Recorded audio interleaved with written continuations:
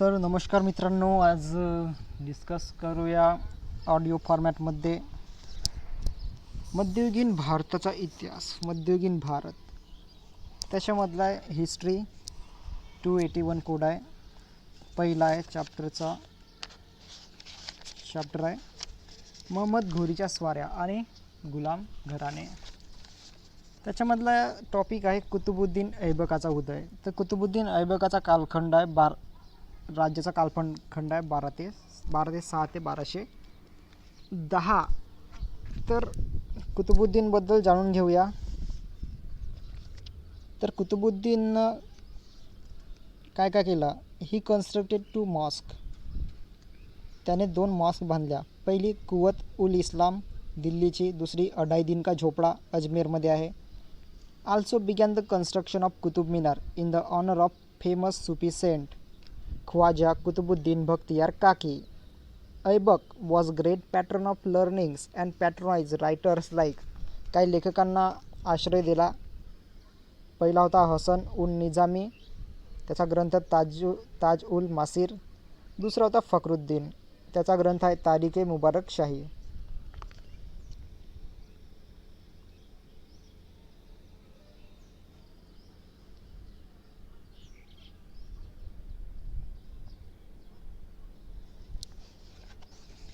तर बघूया. तर महम्मद घोरीचा कुतुबुद्दीन ऐबक हा एक हुशार गुलाम त्याच्या लष्करात होता. त्याच्या पराक्रमामुळे व अंगी असलेल्या कर्तबगारीमुळे तो वरच्या पदापर्यंत चढत सुभेदार बनला. घोरीने त्याला आपला हिंदुस्थानातील सुभेदार म्हणून नेमून तो गजनीस परतला. कुतुबुद्दीनने दिल्ली, चित्तोड वगैरे ठिकाणे जिंकून घेतली. कनौजच्या जयचंदचा पाडाव केला. तर घोरीसोबत जयचंदचा पाडाव केला. गुजरात प्रांतावर स्वारी करून राजा भीमदेवचा पराजय केला. ऐबकाने पुढे ग्वाल्हेरचा मजबूत किल्ला जिंकून घेतला. राजपुतांबरोबर झालेल्या लढाईत अगणित लूट त्याला मिळाली. अनहिलपूर ही राजधानी व इतर शहरे जिंकून ऐबक दिल्लीस परतला. तर बघूया दिल्लीवरील विजय आणि सुलतानशाहीची सुरुवात. तर कुतुबुद्दीनचा प्रामाणिकपणा, युद्धचातुर्य यांमुळे घोरीच्या सरदारांमध्ये तो श्रेष्ठ ठरला.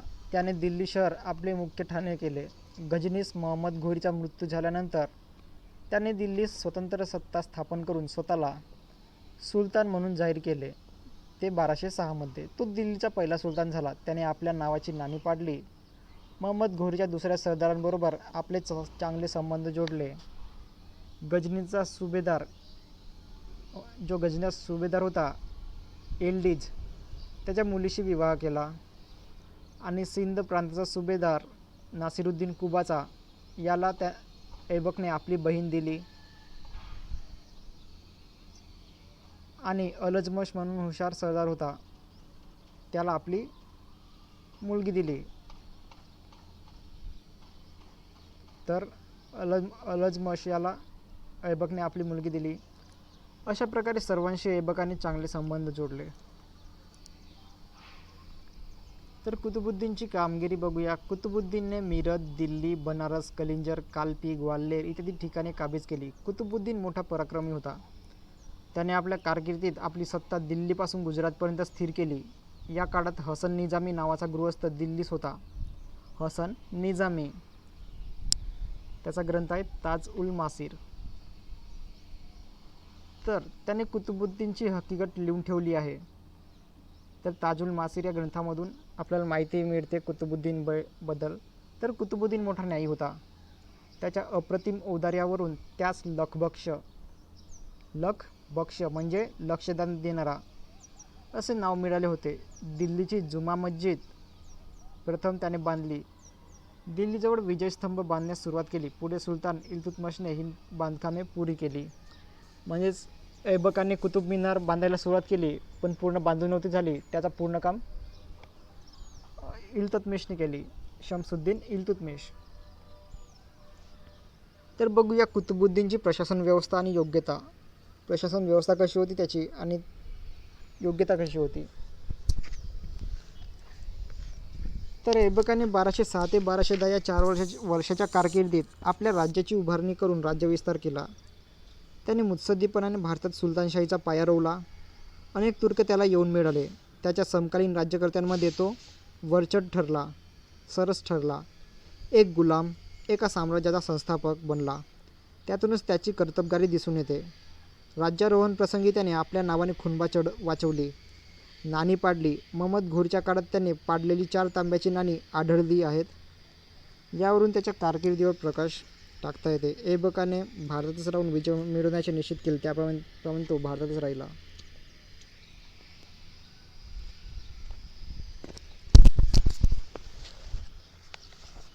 तर कुतुबुद्दीन हा हिंदुस्थानातील पहिला मुसलमान सुलतान होता.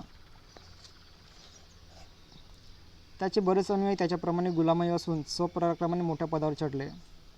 कुतुबुद्दीन नंतर दिल्लीच्या सुलतान पदावर जे राज्यकर्ते झाले ते गुलाम वंशातील होते. म्हणजे त्याच्यामधील जेवढे काही राजे झाले, जे कर्तबगार होते, ते सर्व एकमेकाचे गुलाम होते. जसे की कुतुबुद्दीन ऐबक हा महमद घोरीचा गुलाम होता, ऐबकचा गुलाम शमसुद्दीन इल्तुतमिश होता आणि इल्तुतमिशचा गुलाम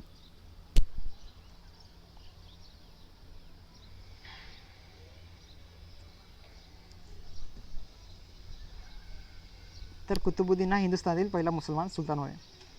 त्याचे बरेच अनुयायी त्याच्याप्रमाणे गुलाम असूनही स्वपराक्रमाने मोठ्या पदावर चढले. कुतुबुद्दीन नंतर दिल्लीच्या सुलतानपदावर जे राज्यकर्ते झाले ते गुलाम वंशातील असल्याने या घराण्याला गुलाम घराणे असे नाव पडले. ऐबकाने जिंकलेल्या प्रदेशाचा योग्य बंदोबस्त करून राज्य केले. सन 1210 मध्ये घोड्यावरून पडून ऐबकाचा मृत्यू झाला. तर ऐबक चौगान किंवा त्या गेमचं नाव होता पोलो. तर पोलो गेम खेळताना तो घोड्यावरून पडून त्याचा मृत्यू झाला. त्या गेमला चौगान पण म्हणतात आणि पोलो पण म्हणतात. त्याच्यानंतर आला सुलतान आरमशाह.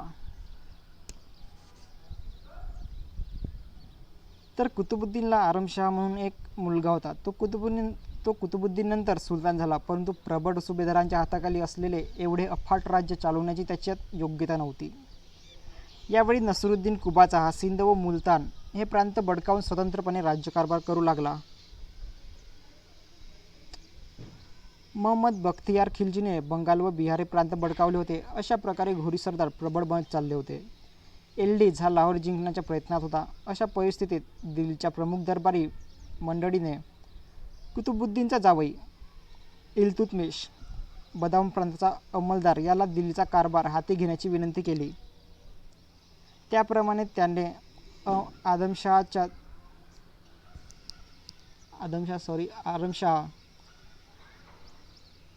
याचा दिल्लीजवळ पराभव करून दिल्लीचे तख्त बळकावले, म्हणजे तिची सत्ता आपल्या हाती घेतली.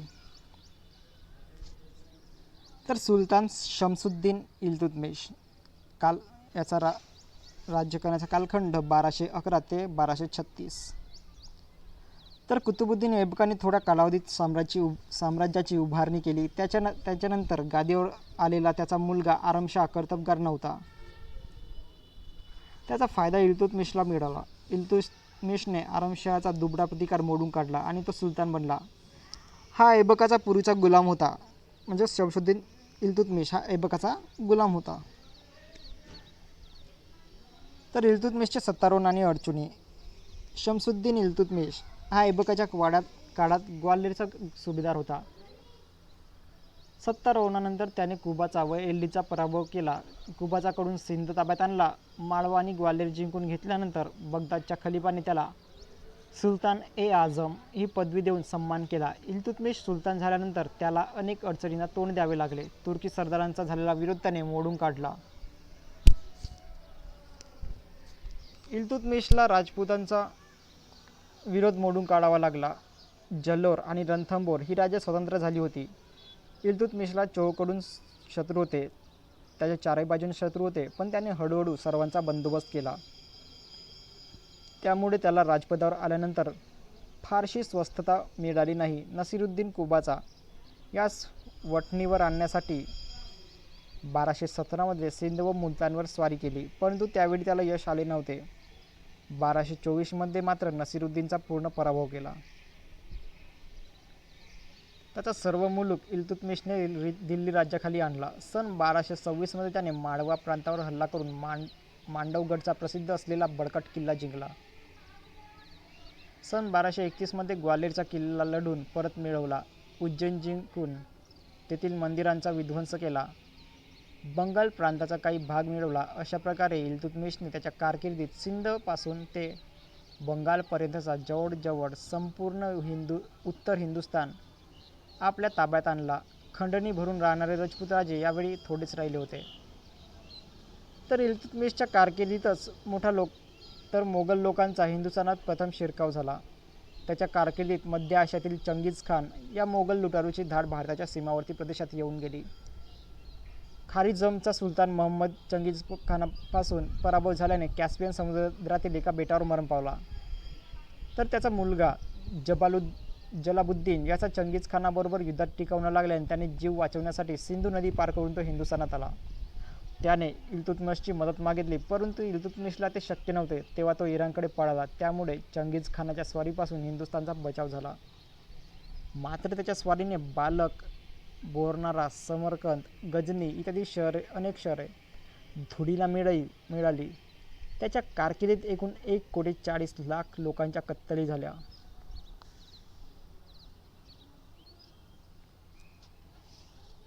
तर बघूया इल्तुतमिशचे चारित्र्य आणि कामगिरी.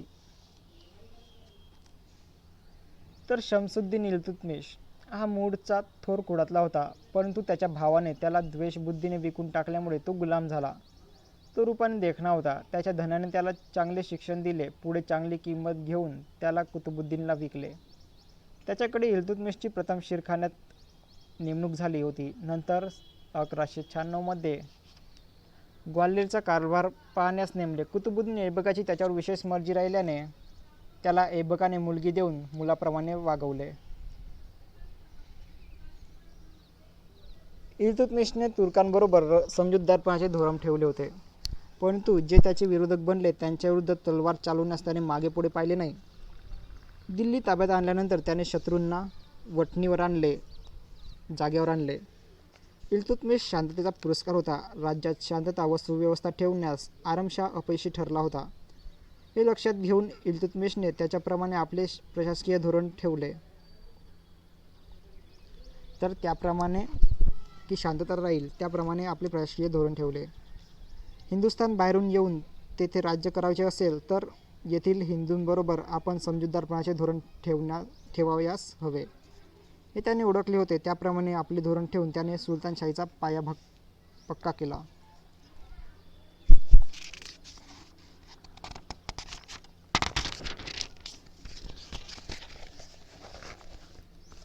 तर सुरुवातीच्या आयुष्यात सुफी संतांच्या संपर्कात आलेला होता.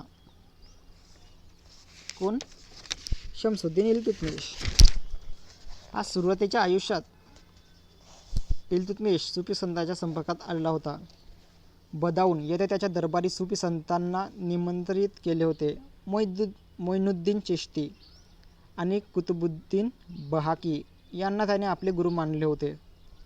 एक चांगला प्रशासक म्हणून त्याने आपल्या राज्यविषयक धोरणाची निश्चिती केली. त्याला याकामी त्याच्या मंत्रिमंडळाची मोठी मदत झाली. त्याने मूर्तीचा विध्वंस करण्याचे थांबवले. हिंदूबरोबर जर चांगले संबंध ठेवावयाचे असतील तर पूर्वीच्या आक्रमकांनी जे धोरण ठेवले होते त्यात बदल करणे आवश्यक आहे हे त्याने लक्षात घेतले होते. त्याच्या या धोरणामुळे त्याची कारकीर्द शांततेत गेली. इल्तुतमिश हा पहिला मुसलमान राज्यकर्ता ठरला की ज्याने अशा प्रकारचे समजूतदारपणाचे धोरण ठेवले होते. प्रशासनात त्याची पकड मजबूत होती, त्यामुळे तो अनियंत्रित राज्यकर्ता बनला. विशेष म्हणजे मृत्यूपूर्वी त्याला पुत्र असूनही त्याने रजिया या आपल्या मुलीस राज्याचा वारसदार म्हणून नेमले.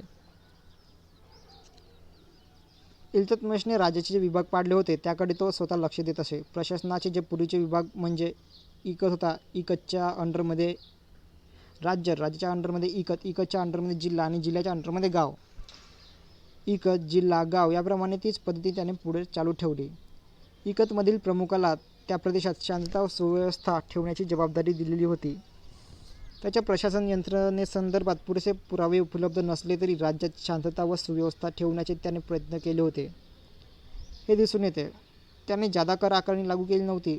जेवढी जिल्ह्यातून वसुली केली जात होती तेवढीच वसुली करण्यावर त्याने भर दिला होता. तर इल्तुतमिश कलेचा व विद्वत्तेचा भोक्ता होता. त्याने विद्वानांना आश्रय दिला, कलेला उत्तेजन दिले. तबकत ए नसिरी या ग्रंथाचा लेखक मिन्हाज उस सिराजने म्हटले आहे की त्याच्या दरबारी अनेक विद्वान होते. मोगलांकडून हाकलून दिलेले अनेक विद्वान त्याच्या आश्रयाला आले होते. त्यात अमीर खुसरोचे वडील एक प्रमुख होते. इल्तुतमिशने जी बांधकामे केली त्यात कुतुब मिनारचे बांधकाम 1232 मध्ये पूर्ण केले. अनेक सुंदर मशिदी बांधल्या. त्यातील अजमेरची उल्लेखनीय मशीद आहे. त्याची स्वतःची दिल्ली येथील कबर म्हणजे कलाकौशल्याचा एक उत्तम नमुना म्हटला जातो. इल्तुतमिशने दिल्ली हीच राजधानी केली होती. मुसलमान लोक राज्य कमावीत कुठेही गेले तरी मूळ इस्लामाचेच आपण अंश आहोत असे दाखवण्यास फार उत्सुक असत. म्हणूनच इल्तुतमिशने बगदादच्या खलिफाकडून स्वतःसाठी बादशाही वस्त्रे आणविली. इसवी सन 1229 मध्ये खलिफाच्या वकिलांनी त्याला खलिफाच्या आदेशाप्रमाणे हिंदुस्थानचा स्वतंत्र सुलतान म्हणून घोषित केले. इल्तुतमिशने अनेक नवीन किताब आपल्या नावाला जोडले. नाणी पाडून त्यावर अरबी भाषेत किताब खोदविले. अरबी लिपीत नाणी पाडून ती चलनात आणणारा इल्तुतमिश हा पहिला सुलतान म्हटला जातो. त्याने पाडलेले चांदीचे नाणे टंका हे 175 ग्रामचे होते. तर इल्तुतमिश उत्साही शूर योद्धा होता. त्याचे निष्पक्षपातीपणाचे धोरण नसे. स्वतःच्या कर्तृत्वावर चढत तो सुलतानशाहीच्या पदापर्यंत पोहोचला. दूरदृष्टीपणाने त्याने आपल्या राज्याची उभारणी केली. तो खऱ्या अर्थाने सुलतान होता असे म्हटले जाते. इसवी सन 1236 मध्ये इल्तुतमिश मरण पावला.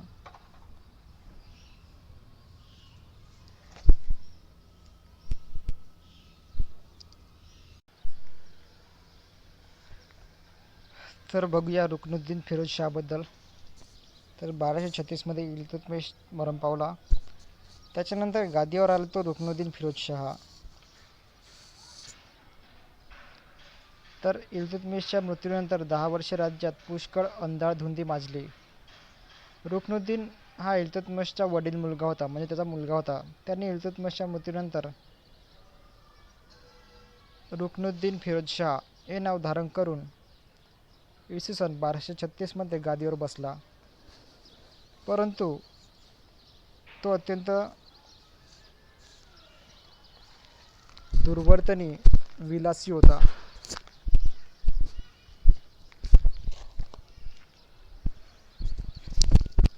तर तो अत्यंत दुर्वर्तनी व विलासी होता.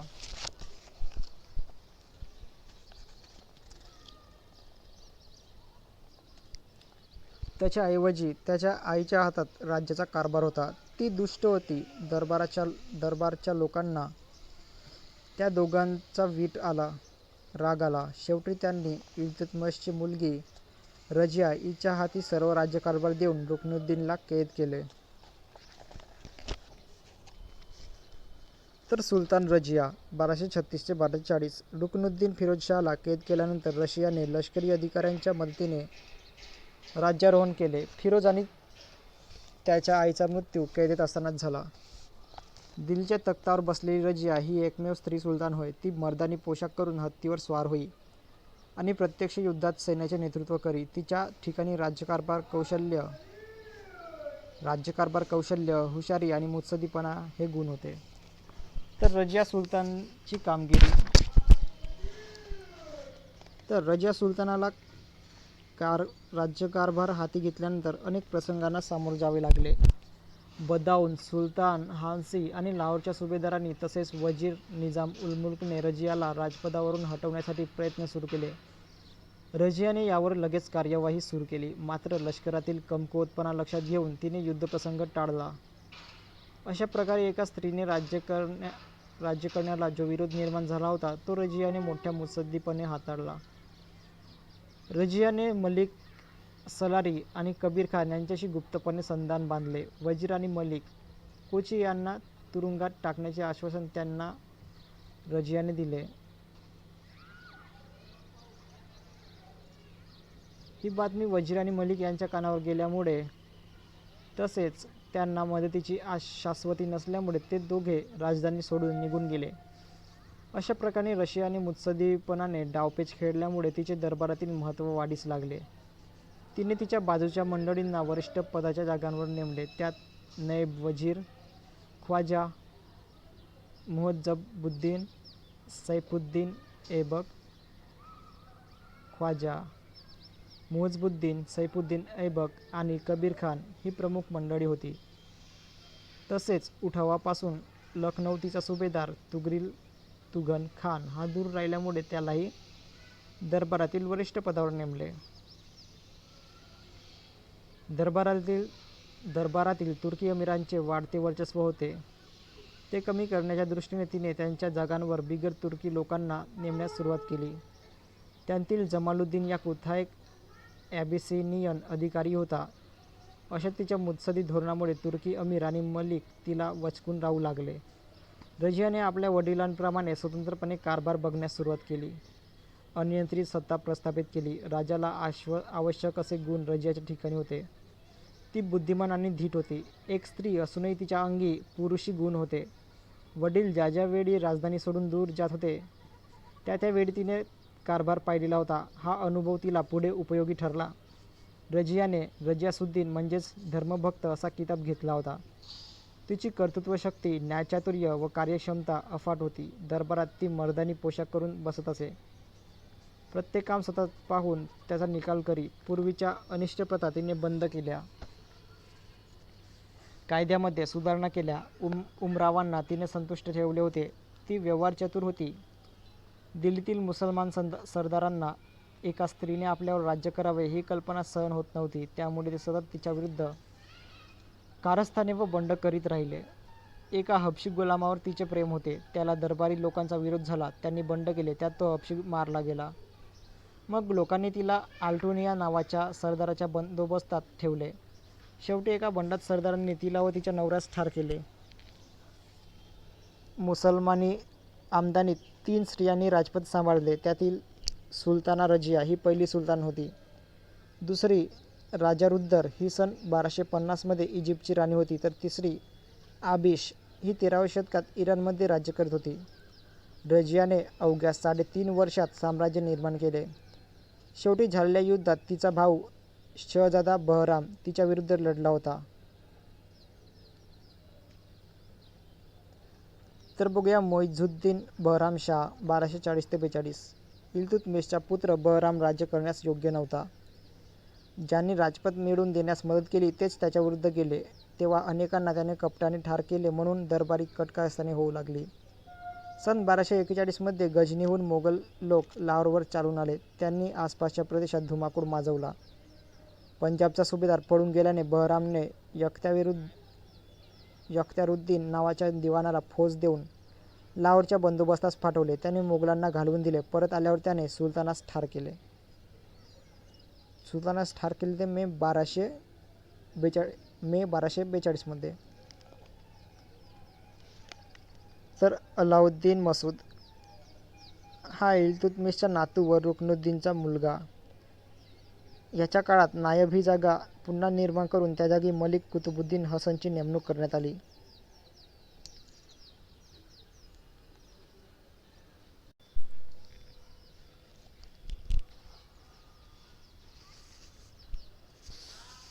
या काळात बलबनच्या नेतृत्वाखाली अनेक तरुण तुर्क एकत्रित होत गेले. पुढे ते प्रबळ बनले. इल्तुतमिशच्या दुसऱ्या मुलाने मसूद विरोधी कारस्थान केले. मसूद क्रूर व विलासी होता. त्याने राज्यकारभारात लक्ष नव्हते. शेवटी दरबारी लोकांनी त्याला पदच्युत करून त्याचा चुलता नासिरुद्दीन याच्याकडे राजपद दिले. मसूद मरेपर्यंत कैदेत होता. नासिरुद्दीन, मसूद आणि बलबन. तर 1246 ते 1265. नासिरुद्दीन महमूद हा इल्तुतमिशचा धाकटा मुलगा. हा लहान असतानाच इल्तुतमिशने त्याला बंगालच्या कारभारावर नेमले होते. पुढे मसूदने दुसऱ्या कामावर नेमले. ते त्याने चांगल्या रीतीने पार पाडले होते. तो कुराणच्या नकला करून त्या विकून त्यावर आपला निर्वाह करी. हा उद्योग त्याने शेवटपर्यंत चालू ठेवला होता. त्याची राहणी देखील साधी होती.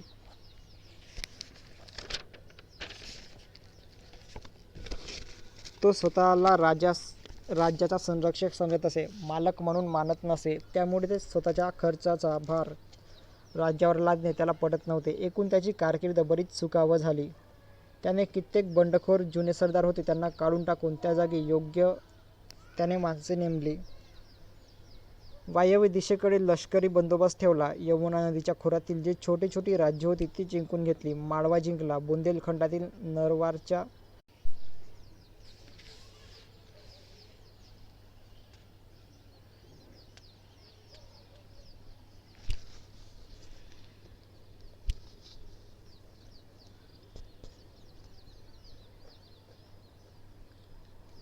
तर यमुना नदीच्या खोऱ्यातील जी छोटी छोटी राज्ये होती ती जिंकून घेतली. माळवा जिंकला. बुंदेलखंडातील नरवारच्या राजाने प्रतिकार करण्याचा प्रयत्न केला, तो त्याने मोडून काढला. 1258 मध्ये मेवाड आणि राजपुतान्यात जी बंडे उद्भवली होती ती त्याने मोडून काढली. चंगीज खानाचा नातू हलाकू इराणवर राज्य करीत होता. त्याचा वकील दिल्ली दरबारी आला असता सुलतानाने मोठा दरबार भरवला. त्यावेळी अनेक मांडलिक राजे हजर होते. त्याने आपले राज्य बळकट करण्यासाठी एकनिष्ठ व्यक्तींना वरच्या पदावर नेमले. त्यात बलबन नायब पदावर त्यावेळी बलबन नायब पदावर होता. शेवटी सन 1266 मध्ये आजारपणामुळे नसीरुद्दीन मरण पावला.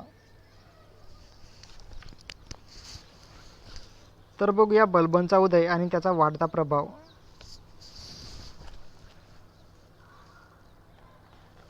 बलबनचा उदय आणि त्याचा वाढता प्रभाव. तुर्की इल्बारी कुटुंबात बलबनचा जन्म झाला होता. मंगोलाच्या आक्रमणाच्या वेळी तो पकडला गेला आणि बसराच्या ख्वाजा जमालुद्दीनला विकला गेला. त्याने पुन्हा इल्तुतमिशला विकल्याने बलबन इल्तुतमिशच्या ताब्यात होता.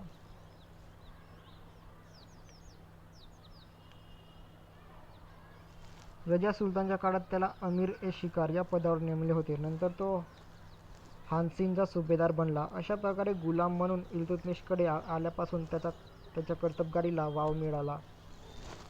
या संदर्भात एक आख्यायिका सांगितली जाते. बलबन बुटका आणि कुरूप होता, त्यामुळे त्याला कोणी विकत घेत नव्हते. तेव्हा बलबन इल्तुतमिशला म्हणाला, महाराज, हे सर्व लोक आपण कशासाठी विकत घेतले? तेव्हा सुलतान म्हणाला, ते माझ्या उपयोगी पडतील म्हणून. तेव्हा बलबन चटकन म्हणाला, मग मलाही घ्या, मी सुद्धा आपल्या उपयोगी पडल्याशिवाय राहणार नाही. हे त्याचे उत्तर ऐकून सुलतान खुश झाला आणि त्याने बलबनला विकत घेतले. तर सर्व सत्ताधारी बलबन आणि नासिरुद्दीनचा मृत्यू.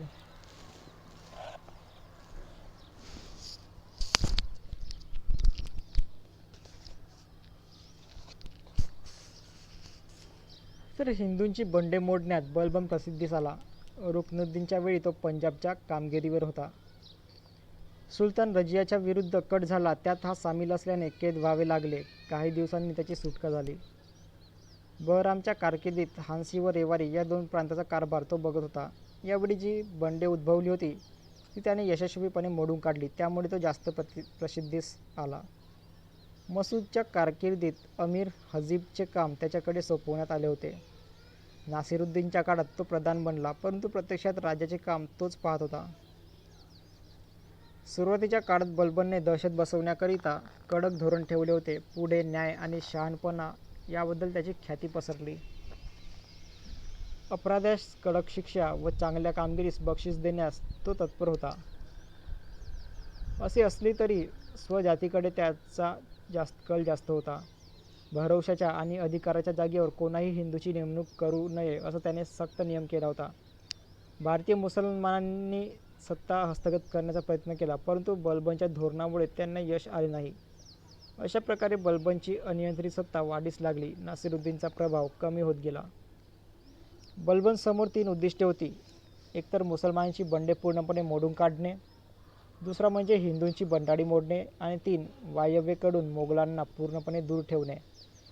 हे उद्दिष्टे पूर्ण करण्यासाठी त्याने कडक दडपशाहीच्या धोरणाचा अवलंब केला. तर त्याने लोह आणि रक्त नीतीचा अवलंब केला. सन 1255 मध्ये जेव्हा सिंधू व अवधमध्ये तुर्की सुभेदारांनी उठाव केला, तेव्हा तो कडकपणे मोडून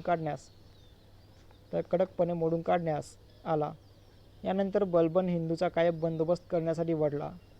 चिवटपणे झुंज देत काही महिने हा संघर्ष चालला होता. त्यात यश मिळाल्यानंतर बलबन राजपुतांकडे वळला. रणथंबोर, मारवाड, कलिंजर, ग्वाल्हेरकडे मोहिमा काढल्या. त्यावेळी विसरने 12,000हून अधिक लोकांच्या कत्तली झाल्या. त्याचा क्रूरपणा लोकांना विसरणे शक्य झाले नाही इतका तो भयंकर संहार होता. सन 1257 बलबनने वायव्येकडून होणाऱ्या मंगोलाच्या स्वाऱ्यांना प्रखरतेने तोंड दिले. अशा प्रकारे बलबनच्या हाती सत्ता केंद्रित होत गेली. सन 1266 नसिरुद्दीनचा मृत्यू झाल्यानंतर बलबन सुलतान झाला.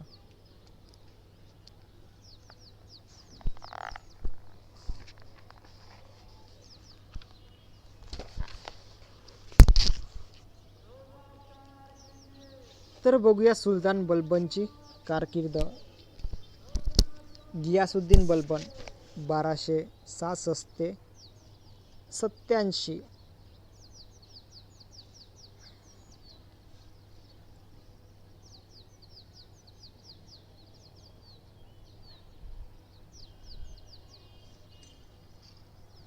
तर नासिरुद्दीन महमूद यास मूल नसल्यामुळे त्याचा या काळापर्यंत कार्यरत असलेला वजीर बलबनला राज्य मिळाले.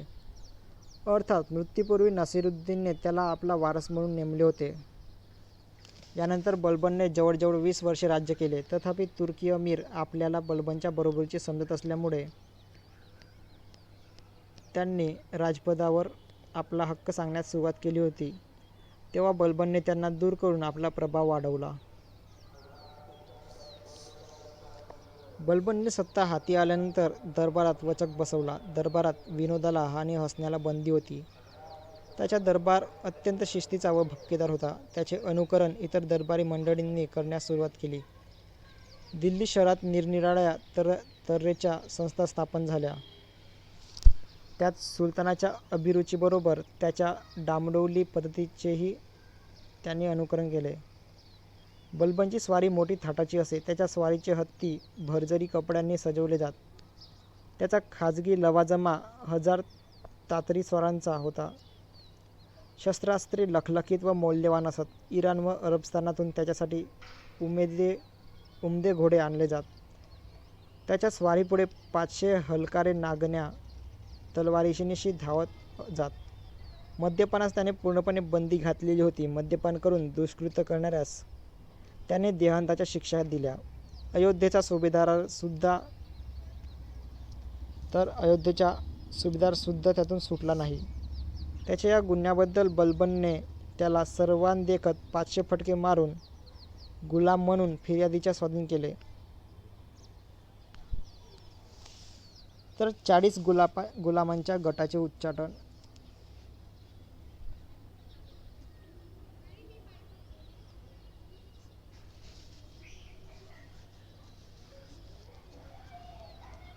तर सुलतानशाहीच्या काळात 40 गुलामांच्या गटाचा प्रभाव वाढीस लागला होता. बहराम आणि मसूद म्हणजे रजियाचा भाऊ आणि भाचा यांच्या काळात या 40 गटांचा प्रभाव परमोच्च कोटीला पोहोचलेला होता. त्यामुळे साम्राज्याचा विस्तार घडला. प्रशासनात लाचलुचपत, बेकायदेशीर कृत्ये वाढीस लागली. तुर्की मलिक आणि अमीरांनी सत्तेचा मोठ्या प्रमाणात वापर केला. त्यांच्याकडे राजपद जाऊ शकले असते, परंतु त्यांच्या आपापसांतील संघर्षामुळे व द्वेषामुळे तसे घडले नाही. पुढे बलबनने ही एकंदरीत परिस्थिती लक्षात घेऊन या 40 गुलामांच्या गटाचे उच्चाटन केले. त्यामुळे बलबनचे विरोधक कमी झाले. त्याला आपले लक्ष पूर्णपणे प्रशासनाकडे देता येणे शक्य झाले.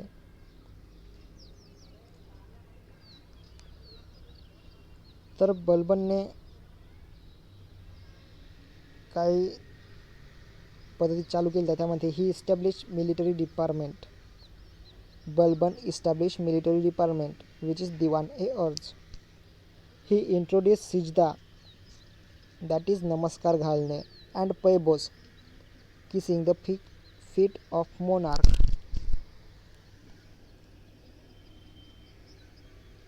तर हा होता नॉर्मल फॉर्म ऑफ सॅल्युटेशन.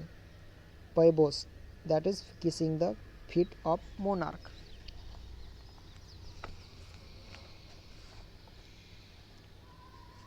तर बलबनने केलेल्या सुधारणा व विजय. राजसत्तेला बळकटी येण्याच्या दृष्टीने आणि कार्यक्षमतेच्या दृष्टीने बलबनने राज्यात सुधारणा केल्या. सत्तेचे केंद्रीकरण केले, त्यामुळे सुलतान सत्ताधारी बनला. तुर्की अमीरांवर पगडा बसवण्याच्या दृष्टीने बलबनने न्यायदानाच्या क्षेत्रात काटेकोरपणा आणला. त्यात कोणालाही दयामाया ठेवली नाही. त्याच्या कारकिर्दीत घडलेल्या घटनांवरून याची प्रचिती येते. फिर्यादींना त्याने योग्य न्याय मिळवून दिला. प्रत्येक खात्याची पुनर्रचना. तर तुर्की अमीरांच्या आणि विरोधक हिंदू राजांच्या हालचालींवर पूर्णपणे लक्ष ठेवण्यासाठी बलबनने संदेशवाहक, दूत किंवा हेरांच्या नेमणुका केल्या. ते केवळ सुलतानाशीच संबंधित होते. प्रांतिक सुभेदाराशी संबंध न ठेवता स्वतंत्रपणे सुलतानाला बातम्या पोहोचवण्याची कामगिरी हेरांकडे सोपवलेली होती. हे हेर म्हणजे सुलतानाचे डोळे आणि कान म्हटले जात. जर हेराकडून बातम्या वेळेवर पोहोचवण्यात दिरंगाई झाली किंवा वेळ झाली तर तो अक्षम्य गुन्हा ठरवला जाऊन त्याला मृत्यूदंडाची शिक्षा दिली जाई. तर दुसरं आहे सैन्याचे पुनर्संघटन. बलबनने स्वतःच्या व राज्याच्या सुरक्षिततेच्या दृष्टीने प्रबळ सैन्याची उभारणी केली. पायदळ आणि घोडदळावर या वेळपर्यंत अमीराच्या प्रमुख म्हणून नेमणुका केल्या होत्या. हे अमीर वृद्ध व अकार्यक्षम असे होते. तेव्हा बलबनने त्यांना काढून टाकून त्या जागी विश्वासू आणि अनुभवी अमीरांच्या नेमणुका केल्या. 3. बंडखोरीचा नायनाट. सैन्याची पुनर्रचना केल्यानंतर बलबन बंडखोर आणि लुटारूंचा बंदोबस्त करण्याकडे वळला. या बंडखोरांमुळे राजधानीत शांतता व सुव्यवस्था ठेवणे कठीण जात होते. ती एक डोकेदुखी बनली होती. रात्रीच्या वेळी शहरात येऊन ते लोकांना त्रास देत. तेव्हा बलबनने शहरालगत असलेली जंगले साफ केली. त्यामुळे लुटारू व बंडखोरांच्या लपण्याच्या जागा संपुष्टात आल्या. शिवाय दुपारच्या प्रार्थनेनंतर राजधानीचे पश्चिमेकडील प्रवेशद्वार बंद ठेवण्याचे आदेश दिले. बंडखोरांचा बंदोबस्त चोख व्हावा म्हणून बलबन स्वतः पतियाला, भोजपूर, काम्पील, जलाली इत्यादी ठिकाणी काही महिने राहिला. त्याने केलेल्या या बंदोबस्तामुळे दिल्ली आणि बंगालच्या दरम्यान असलेल्या वाटा सुरक्षित झाल्या. बॅरन हा लेखक म्हणतो की बलबनच्या या कामगिरीमुळे पुढील 60 वर्षांपर्यंत या रस्त्यावरील लूटमार थांबली होती. बलबनने राज्यातील या सुधारणांकडे पूर्णपणे लक्ष दिले होते. त्यामुळे नवे प्रदेश काबीज न करण्याचे धोरण ठेवले होते. आपल्या राज्यात चोख बंदोबस्त ठेवण्याकडे तो प्रयत्नशील राहिला.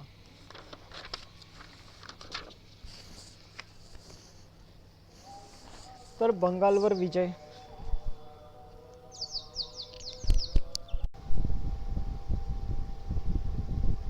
तर बघूया मित्रांनो, तर सुलतान बलबनने का केलं? 40 गुलामांच्या गटाचे उच्चाटन केला. बलबनने केला सुधारणा व विजय. प्रत्येक खात्याची पुनर्रचना केली. तर सुधारणा व विजयमध्ये प्रत्येक खात्याची पुनर्रचना केली. सैन्याचे पुनर्संघटन केले. बंडखोरीचा नायनाट केला. आणि आता बंगालवर विजय बघूया. तर सुलतान बलबनने त्याच्या कारकिर्दीतील अतिदूरची केलेली स्वारी म्हणजे बंगालची स्वारी होय. बंगाल प्रांत दूर असल्यामुळे तेथील अधिकारी सुलतानला जुमानीत नव्हते. बंगालवर तुघलखानाला आपल्या मर्जीतला म्हणून बलबनने कारभार पाहण्यास नेमले होते. त्याच्या उदार धोरणामुळे तो तेथील लोकांना प्रिय झाला होता. हे बलबनला आवडले नाही. बलबन मृत झाला आहे असे पाहून तो स्वतंत्र होण्याची वाट पाहत होता. त्यातच बलबन आजारी पडून मरण पावल्याची बातमी उठली. त्याचा फायदा तुघलने घेतला आणि बंगालचा स्वतंत्र कारभार चालू केला. तेव्हा बलबनने अयोध्येचा सुभेदार अलप्तगीन याला अमीर खान हा असा किताब देऊन बंगालवर पाठवले. तेव्हा गोगरा नदीपार दोन्ही फौजांचे युद्ध होऊन अलप्तगीनचा पराभव झाला. त्यानंतर बलबनने दुसरी फौज बंगालवर पाठवली. त्या फौजेलाही हार स्वीकारावी लागली. तेव्हा बलबनने स्वतः मोठी फौज घेऊन ऐन पावसाळ्यात स्वारी केली. कोल प्रांताचा सुभेदार मलिक मुकद्दम यास छोट्या फौजेनिशी तुघलवर पाठवले.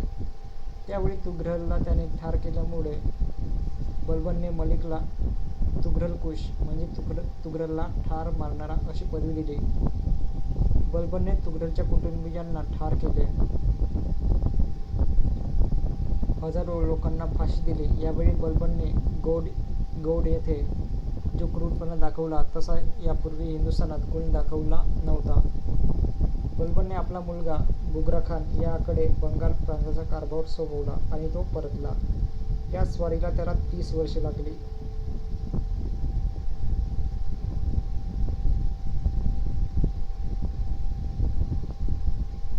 सॉरी 1280. तर टोटल 3 वर्ष लागले. मोगलांच्या स्वाऱ्यांविरुद्ध बलबनची उपाययोजना आणि बलबनचा मृत्यू. तर बलबनने नसिरुद्दीनच्या काळात वजीर म्हणून 20 वर्षे आणि सुलतान झाल्यावर 20 वर्षे असा एकूण 40 वर्षे कारभार पाहिला. या काळात हिंदूचा पराभव आणि मोगलांचा बंदोबस्त ही 2 प्रमुख कामे करावी लागली. पहिले कार्य त्याने तडीस नेले, मात्र दुसऱ्या कार्यासाठी त्याने अनेक योजना आखूनही काही उपयोग झाला नाही. त्याच्या कडक धोरणामुळे नेहमी बंडे उद्भवत. त्यात त्यांनी अनेकांना ठार केले. बंगालच्या स्वारीहून बलबन परतला त्यावेळी मुलतानवर मोगलांनी हल्ला केला. तेव्हा बलबनने आपला मुलगा महमूद याला या कामी पाठवले. यावेळी बलबनचे वय 80 वर्षाचे झाले होते. तेव्हा त्याने मुलाला राज्यकारभार संदर्भात उपदेश केला. मात्र मुलतानवर झालेला हल्ला परतवून लावण्यासाठी महमूद गेला असता त्यात महमूद ठार झाला. सुलतान बलबनला ही बातमी समजली. या धक्क्यातून तो सावरला नाही. आजारी पडून 1287 मध्ये बलबनचा शेवट झाला. हिंदुस्थानात राज्य राखणे झाल्यास ते कसे राखावे हे त्याच्या इतके कोणास समजले नाही, असे त्याच्या कारकिर्दीवरून दिसून येते. तर बलबनची योग्यता बघूया. बलबन हा पहिला दिल्लीचा सुलतान होता की ज्याने बाह्य व सरहद्दीपर्यंत दीर्घ काळपर्यंत पद्धतशीरपणे उपाययोजना केली. त्याने टप्प्याटप्प्याने विरोधकांचे उच्चाटन करण्याचे प्रयत्न केले. त्याने कार्यक्षम आणि शिस्तबद्ध सैन्याचे पुनर्संघटन करून सैन्यशक्ती प्रबळ केली. शेर खानाच्या मदतीने प्रांताच्या सरहद्दीची पुनर्रचना केली. किल्ले बांधले आणि तेथे अफगाण सैन्य ठेवून सुरक्षितता मजबूत केली. त्याने आपल्या 40 वर्षाच्या काळात राज्यकारभार करताना अयोग्य माणसाची सलगी केली नाही. तो गुलामगिरीतून वाढला होता. प्रथम मिस्त्री, मग शिकारी, मग सेनापती बनला, शेवटी सुलतान बनला. अशा रीतीने तो खालून वरच्या पायरीपर्यंत पोहोचला. त्याच्या या कामगिरीमुळे व कर्तृत्वामुळे दिल्लीच्या प्रमुख सुलतानात त्याची गणना केली जाते. भपकेबाज दरबार भरवून एकंदर थाट करून तो लोकांवर आपली छाप बसवी. त्याची स्वारी पाहण्यास दूरदूरचे लोक येत. त्याच्यासमोर हसणे, खेळणे, चेष्टा करणे इत्यादींसाठी मनाई केली होती. तर या गोष्टींसाठी मनाई होती. एकंदरीत त्यावेळच्या मानाने बलबनची कारकीर्द मोठी नावाजण्यासारखी झाली. दिल्लीच्या आसपास बंडखोर आणि लुटारू लोकांचा मोठा उपद्रव होत होता. तो त्याने बंद केला. जंगले वगैरे तोडून शेतीची व वसाहतीची सोय केली. परदेशातील अनेक मोठे विद्वान त्याच्या दरबारी होते. हिंदू विद्वानांस अथवा भाषेला मात्र सुलतानाच्या दरबारी आश्रय नव्हता. तर बघूया सुलतान मोइझुद्दीन कैकुबाद हा नातू होता बलबनचा. त्याची कारकीर्द आहे 1286 ते 88. तर बलबनचा दुसरा मुलगा बुगरा खान हा तुगलक खानास मारल्यावर बंगालचा कारभार बघत होता. त्याने मृत्यूसमयी आपल्याजवळ राहण्याची पर्वा केली नाही, म्हणून महमूदाच्या मुलास आपल्यानंतर सुलतान व्हावे असे बलबनने ठरवले होते. परंतु बलबनच्या मृत्यूनंतर उमरावांनी बुगरा खानाचा मुलगा कैकुबाद यास दिल्लीच्या राजपदावर कायम केले. कैकुबाद देखणा व सौम्य होता. 17 वर्षे आजोबांनी त्याला कडक शिस्तीत ठेवून सर्व प्रकारचे शिक्षण दिलेले होते. मात्र त्याच्या हातात एकदम सर्व प्रकारची सत्ता, राज्याची दौलत, हुकूमत आल्याने तो विलासात व चैनीत रममाण झाला. कैकुबादचा मुख्य अधिकारी निजाम उद्दीन याच्याच हातात सर्व सत्ता होती. त्यामुळे कैकुबादला काढून टाकून आपण राज्य बळकावावे असा निजामुद्दीनने घाट घातला. याने बलबनच्या वेळी नेमलेल्या सर्व हुशार अधिकाऱ्यास काढून टाकले. मोगल लोकांना वश करून त्यांचा उपयोग राज्यात करून घेतल्यास त्यांचा उपद्रव बंद होईल अशा समजुतीने त्याने अनेक मोगलांना फौजेत भरती केले. शेवटी कैकुबाद करवी मोगलांना ठार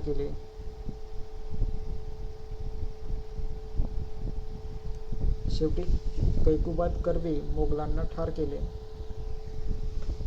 कैकुबादचा बाप बुगरा खान अजून जिवंत होता.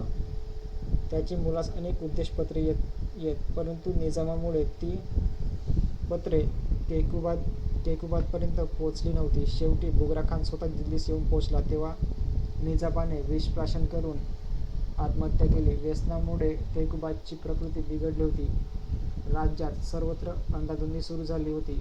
यावेळी दरबारात 2 पक्ष झाले, एक खिलजी व दुसरा मोगल. खिलजी पक्षातील मलिक जलालुद्दीन फिरोज हा मुख्य होता. वरील दोन्ही पक्षांत राजपदावरून संघर्ष वाढीस लागला. शेवटी याचा फायदा जलालुद्दीन खिलजीने कैकोबादला व त्याच्या मुलाला ठार करून दिल्लीचे राज्य बळकाविले. अशा प्रकारे गुलाम वंशाचा शेवट होऊन खिलजी वंशाचा उदय झाला. तर खिलजीने 1288 मध्ये कैकोबादला ठार केले आणि सत्ता बळकावली. जर ऑडिओ आवडला असेल तर या ऑडिओला लाईक आणि चॅनलला सबस्क्राईब नक्की करा.